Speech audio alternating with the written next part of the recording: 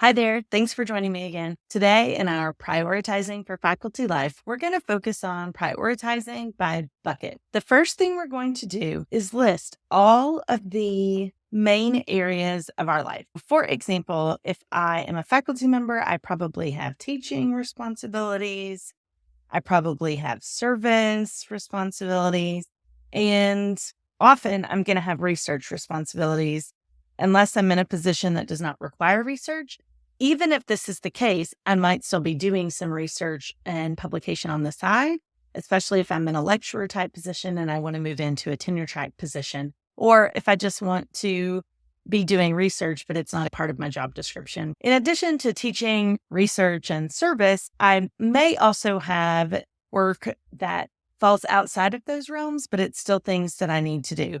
And I call this just work on my list. So these are all the tasks that take up time, like checking email, managing and planning my time, those great hallway conversations where you chat with your colleagues and something really sparks and you think of ways to better serve students or recruit additional students and so forth. In addition to the work things in our lives, we also need to be thinking of the other parts of our life. In my case, I have a side business. I provide coaching services for faculty. Teaching service scholarship and my side business are not the only things I have going on in my life. I also have family and relationships. You may have hobbies. You may have self-care and spiritual time. So these are different areas that I might consider as part of my life. And we all have limited time every week to focus on the things we want to focus on and do the work we want to do. There are only so many hours in a week. I know I have 24 hours in a day, and I know about how much I want to work at my day job during the week. So let's take just our day job for a moment, and then from there, we will work on the other parts of life. As a faculty member, you have to fit in all of the parts of your life.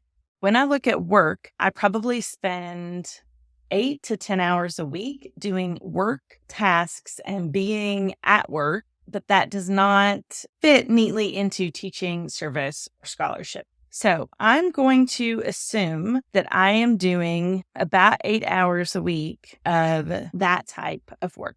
Okay. So that leaves me 32 hours a week for the rest of my work to fit in. So this is about 1 day's worth of work. Of course, I spread that out over the entire week. At my institution, I'm expected to do 65% of my workload as teaching across the course of the year. So I have a 3-2 load or a 2-3 load. This semester, I am teaching 2 courses for my department. I have a 1 credit hour book club, essentially, that I'm teaching this semester because I'm teaching courses that I've taught before and I don't have as much prep time in them. I'm going to spend about 40% of my time in teaching, about 10% in service, and 30% in research. I'm going to spend about 16 hours a week in teaching focused activities. That includes 7 hours in class, 3 hours of prepping materials for the week, and then 6 hours of grading and interacting. So that would be office hours. Teaching 16 hours a week. That's my goal.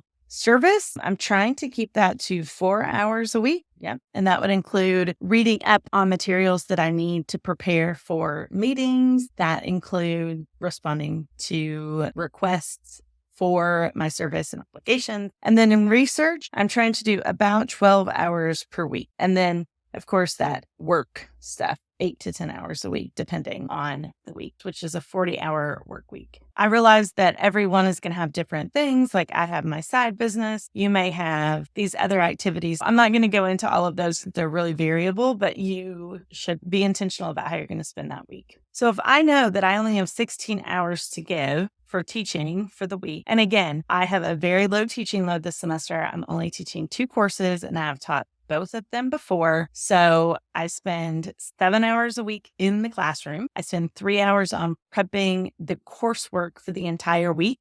So I have a template I follow of lesson plan guide for each week where I give the overview of the lesson and then I provide information about what the learning outcomes are for the week. And then my students have prep work on Monday, Wednesday, and Friday.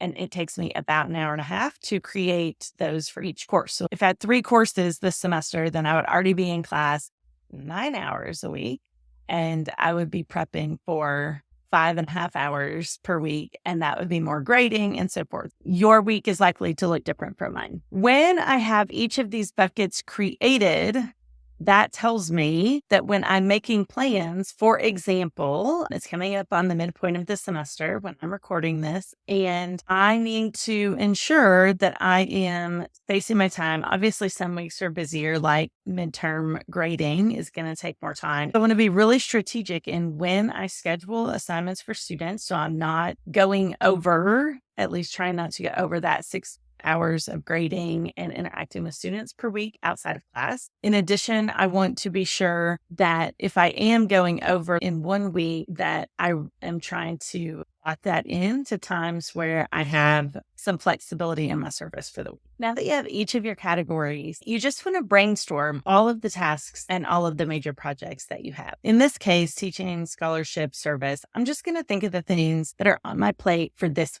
And this is the kind of thing I would do at the beginning of the week during my weekly review, which takes me a couple of hours and is part of that 8 hours that I set aside that I mentioned earlier. So let's see what I need to do. Finish making exams for ASL1, ASL2. I need to pack the card for the review game. I need to check and work. I need to, for scholarship, I need to read the next article, write summaries, 2 articles, and review coded data for the presentation. In terms of service, this week I had a meeting for the Equity Advocates Committee. That meeting included reading notes. Yeah, I think that was it. So some other things that have just come up this week, chatting.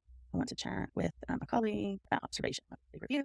And I'm not sure what else will go on that part of the list yet, but this is where the other just comes in, right?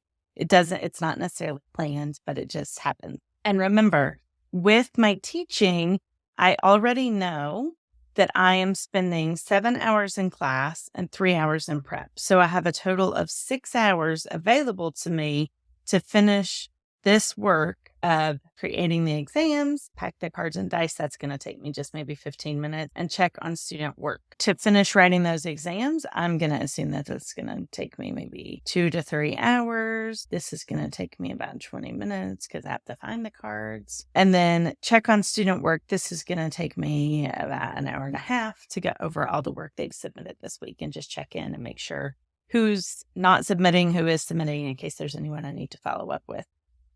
And then in scholarship, I need to read the next 2 articles. I try and break that down into smaller segments, and then I'm going to write summaries of those articles, review coded data for the research study that I'm working on. And for research, I can spend about 12 hours. And I know each of these articles is going to take me about an hour, so 2 hours. The summaries are probably going to take me about an hour, 30 minutes each. And then reviewing the coded data, I'm probably going to spend 5 hours on that. And then as I go through, I'll have a little bit more time available, right? This is 5, 6, 7, 8. So I have about 4 hours left. And in that time, I will decide how I'm going to spend the next bit of time. So when I look at it this way, I can block time in my schedule and say, okay, this is a teaching time. And if it is a time that I'm focused on teaching, then I'm only going to be looking at the tasks that are on this teaching part of my schedule. I'm not going to be looking at all the scholarship and service and other work I need to do. I'm going to say right now I'm focused on teaching. When it's research time, I'm going to say I'm doing my scholarship.